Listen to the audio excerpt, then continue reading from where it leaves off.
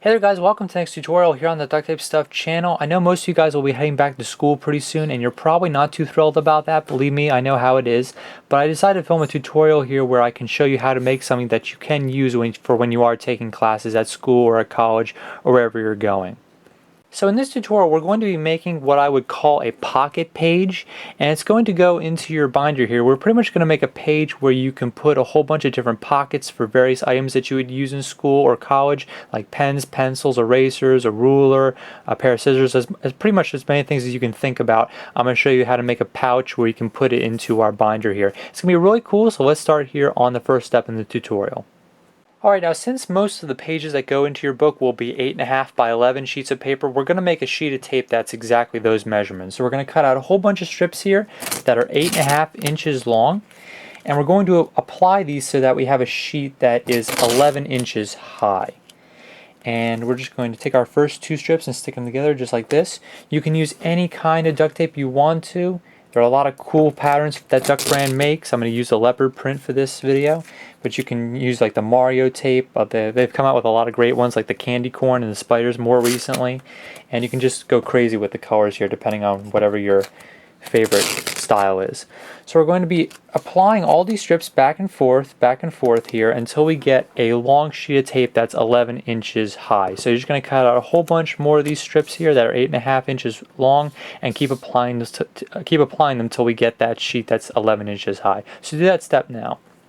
So this is what it's going to look like after we have our full sheet here. The next thing you need to do is 3-hole punch it, and you can use just like a regular hole puncher to do that, or you can also use your hobby knife to cut the holes if you know exactly where you need to cut, and just use like another piece of paper to measure where to cut the holes. So now what we're going to do is line this entire page with features and pockets. So let's get started on those steps now.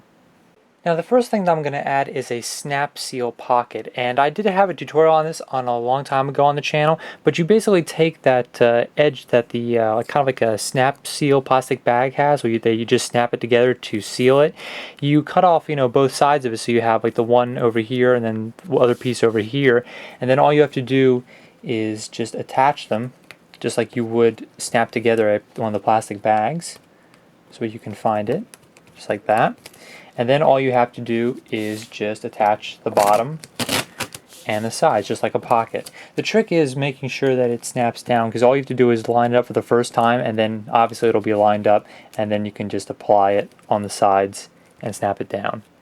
So there we have the snap seal pocket onto the pocket page here, and you can throw like spare erasers in there or spare change or anything like that. Let's make a holster for the scissors next. I'm not sure how many of you guys use scissors in school. Sometimes I use them to chop up things in college, but not too often, but we want to make a case for it. We're just going to put a small strip of tape, double it over. I have some Velcro over here, and we're just going to loop it through here. Probably stick it right about there. And then obviously we need to connect this side over here. I'm doing all this in black so you can tell exactly how I'm connecting things to the pocket page, so you'll be able to tell the contrasts as I stick everything on. So we're going to attach that there, and then we're going to attach on this side, and now we have a nice loop where it holds our scissors onto our pocket page. So now let's work on an ID holder over here. So to make an ID holder, it's pretty simple. I have a few tutorials up on this as well. You just need a piece of clear plastic, which you can see here. Put some tape on the sides to stick it down. Maybe a little top for decoration. And we're going to throw this right here, and this is a good spot for it because this will probably be put on the very top of your binder when you put everything into it. So if you ever lose your binder here, and you slide some form of ID in here, or like one of your business cards or just a piece of paper with your name on it, people will be able to tell exactly whose it is. So we're going to slide that there. And now I think we have a few extra spaces for some pen holders and pencil holders, and then that will complete our pocket page here. Now the pen and pencil holders are probably the easiest part to make. All you have to do is take a little tiny strip like here, and then take two pieces, and we're going to apply them to each side here. So we're making a band that we can stick down, and we're going to stick it right up here onto right next to the ID slot.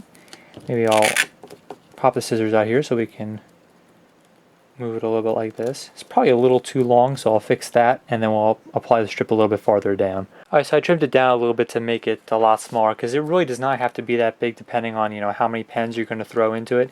If you're making like for Sharpies or highlighters, you have to make it a little bit bigger, but for a couple pens this will work out perfectly. So we're just going to make that loop right there, and then we're going to take our pens and then just slide them in just like this. And then we have a pen holder.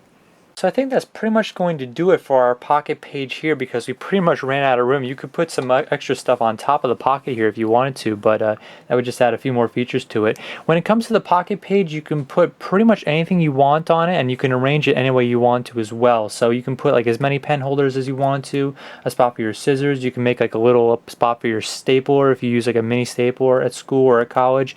Make sure to put out your ID holder. It's a great idea for that because it's easy to identify when you open the binder. You see like an ID or something right here. You can go crazy with the pockets. You could put like little credit card pockets if you have like a school ID or other things. There's just a million different ways that you can customize this, because there's so many different ways and different things that you can put into it.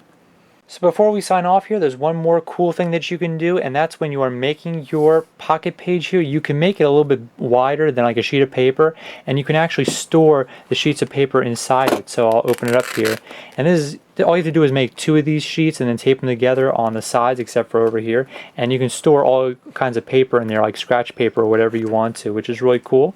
All you have to do is make it a little bit wider, because obviously you don't want the papers to interfere with the holes that are going to be, you know, utilized with the 3 rings on the binder. So that's how to make the duct tape pocket page, which you can use for school or for college. There it is right there in the binder here, and you can put this on top of all your work, and it would be a really cool way of, you know, categorizing everything and just, you know, keeping track of it and keeping it all with you in one giant place. So hopefully you guys liked the video. I'll catch you guys next time on the channel, and good luck in this school year or semester.